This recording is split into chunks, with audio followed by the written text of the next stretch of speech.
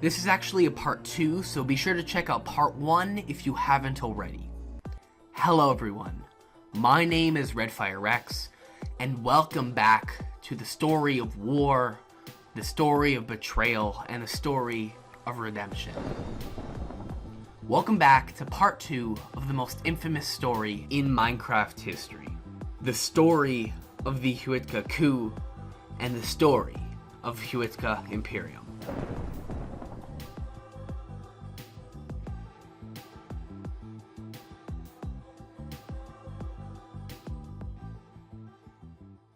All this took place on the best world building server in Minecraft, Stoneworks. The IP for the server will be in the description of this video.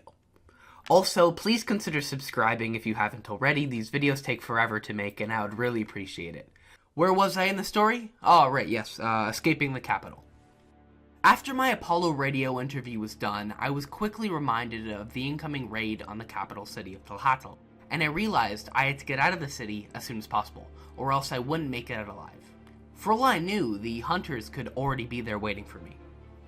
Before I hopped onto the server, I quickly made a plan of action in hopes of sneaking out of the city unnoticed. I'm going to depart from the harbor around these islands, around the coast. I'm going to go around this island here, and I'm going to follow the coastline until I get to our northernmost peninsula. This is not going to be easy to pull off. There is a massive chance that I will die and lose everything. I should have escaped to a different location before I decided to usurp the government.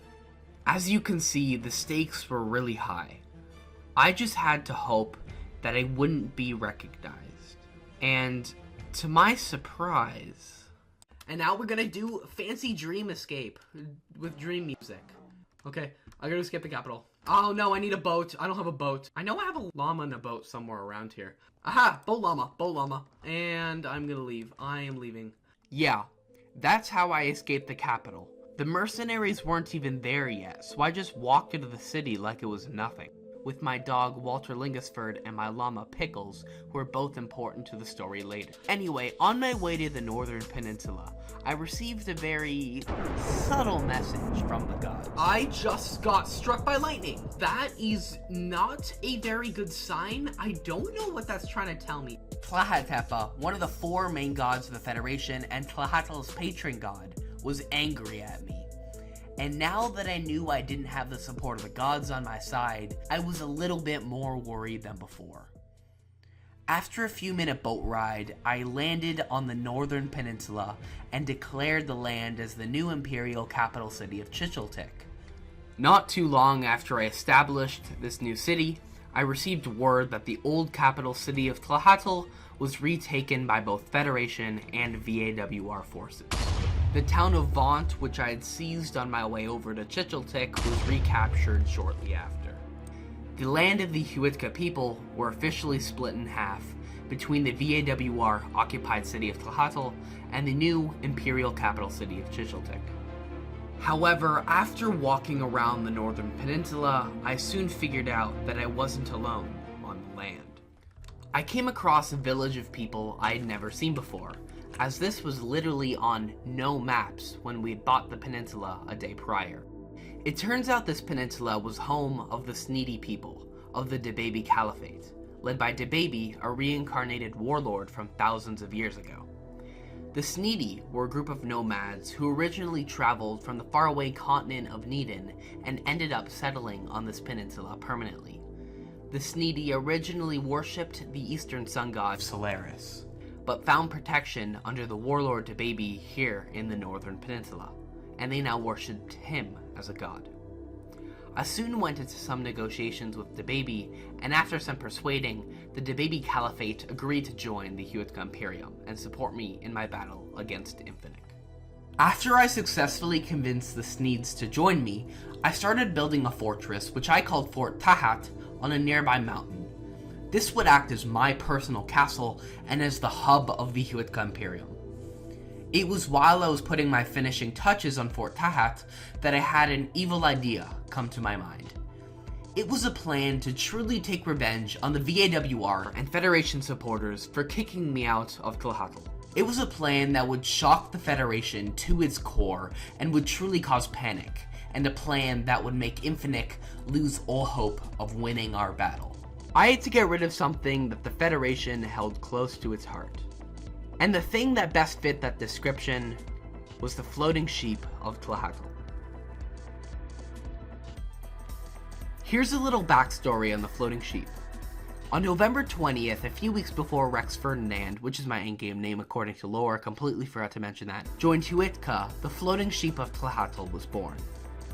Infinite, while preparing a sheep to be sacrificed to the gods for the Independence Day ceremony, noticed that the sheep slowly started to hover off of the ground. This was interpreted by Infinite to be a message from Tlahatepa himself to breed sheep instead of sacrificing them in his honor. Tlahatepa placed gold blocks below the sheep's feet and declared both it and the land that it was on as holy. As you can see, this sheep was very special to the people of Tlahatl, and I was gonna take that away from them. What? No, not that. What kind of monster do you take me for? I was simply just gonna remove a decoy sheep and hide the real one elsewhere in the city. I'm not that bad of a guy. Anyway, on the 12th of December, early in the morning, I quietly tiptoed my way into the center of Tlahatl. I found the location of the floating sheep relatively quickly, and I broke it out of its holy pen, and I hid it inside of the temple in Tlahatl's temple district. I then found a nearby look-alike sheep from one of the city's public animal pens, and I removed it and took some pictures. I also did some, redecorating, if you say, of the capital while I was there.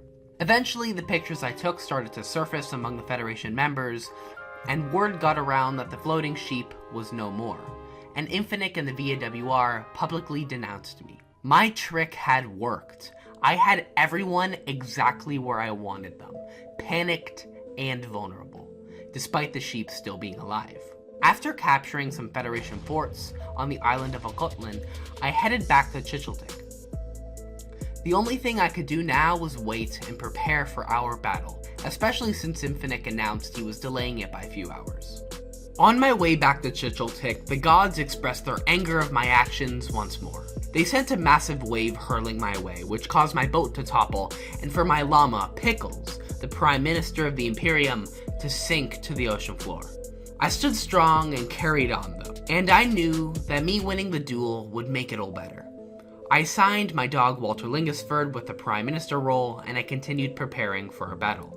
The Federation was not doing so well at this point, and me winning that duel with Infinite would be the final blow that would end it for good. After waiting for what felt like forever, the time had finally come. It was now 7:00 PM EST, the new time Infinite had set for our duel, and I hopped in my boat as soon as I could and departed from Chicheltik to ensure that I captured Tlahatl first before Infinite and the VAWR could do it themselves. Luckily, I'd gotten to Tlahatl first, but when I set foot on the shore, something surprised me. I arrived in Tlahatl to find a massive crowd of people from all across the world of Rathnir who came out in support of the Imperium. I was pleasantly surprised by this, but within this crowd, I noticed very quickly that there was a group of people missing. It was the Sneeds, and they had betrayed me. Their leader, DeBaby, thought the battle wasn't an event worth going to, and in doing so, they all left me stranded. I was the only citizen from the Imperium that was there, and I suddenly began to feel fire burn from within. Meanwhile, elsewhere in Rathnir, Infinite was gathering a small army of Federation supporters on the island town of Wahi, just off the coast of the continent of Vastalos. The majority of the original Federation members showed up in support of Infinite, as well as the server's owner himself, Stoneworks. And if you're wondering, I have no idea why this is his Minecraft skin, just go with it. After about 15 minutes of waiting and gathering forces from across the world, the Federation and VAWR armies departed from the city of Wahi and started their approach on the island of Chikaloa from the south. This event would eventually be known as the Great March. The second Infinite's feet touched the soil, a mysterious cloud began to form in the skies over Tlahatl. It appeared as if the gods were on the edge of their seats, and this storm miraculously rolled in because of that. While trekking through the southern hills of Chikaloa, Vikit and Infinite hatched an evil plan. Vikit, being the best PvPer in the Federation, had the best armor and weapons, obviously. Well, he decided to lend his armor and weapons to Infinite to use during our battle. I was overpowered and I was outmatched. I had flimsy iron armor, and Infinite had protection 4 diamond armor. It was at this moment that I became a bit more worried than before. They eventually crossed over the hills, and Infinite and his supporters met me head-on at the edge of Tlahatal's temple district. Thunder boomed all around us. This was the moment that everything led up to. Here we would find out who emerges victorious, and who would crumble under the might of the other. Whatever happened within these next few minutes could potentially change the history of Rathnir. No. All of Minecraft, forever. It was time. Infinite and I stared at each other from across the bridge for what felt like forever, waiting for someone to make the first move. It felt almost like a Wild Western duel, 2 bandits in a standoff. And then Infinite struck first. He shouted at me, "Prepare to meet the gods," and then he charged forwards. I'll just show you what happened.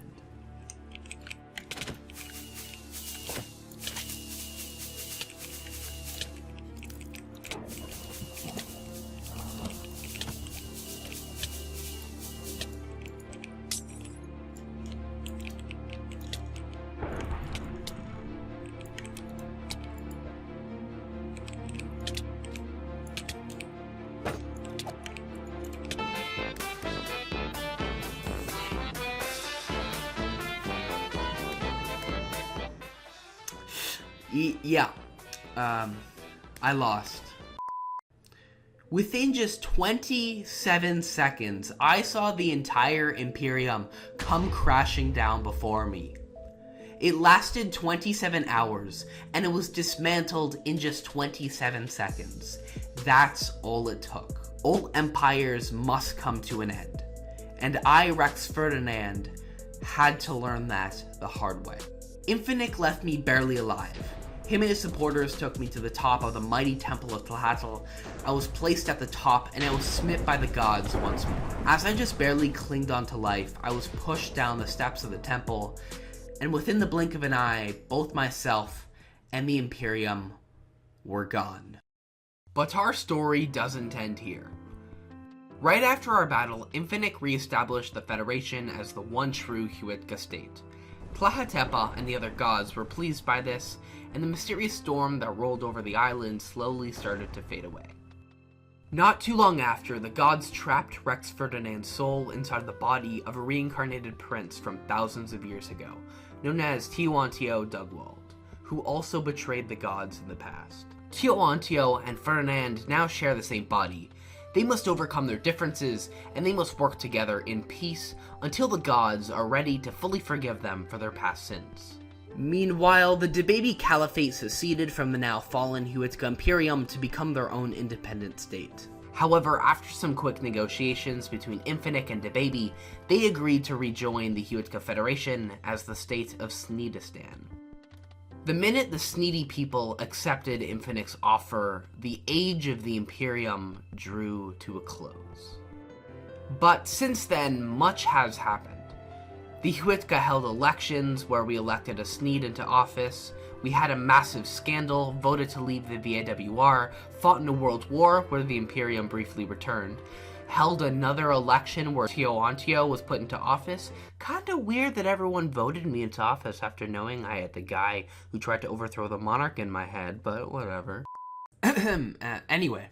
We expanded into the southern deserts of our continent, established new relations with countries, and just recently began the space race, with the goal of launching a rocket that's gonna blow up the frickin' moon, baby!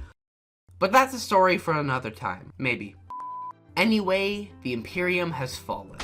Rex Ferdinand and Teontio are now peacefully cooperating in the same body, and he no longer wants to restart the Imperium, and the Federation is stronger than ever. The Imperium serves as a reminder to all that failure is just a part of life, And sometimes you will make mistakes. But that's okay. You just gotta pick yourself up, learn from those mistakes, and keep moving forward. This was the story of how I ruled a country in Minecraft for 27 hours. Thank you for watching.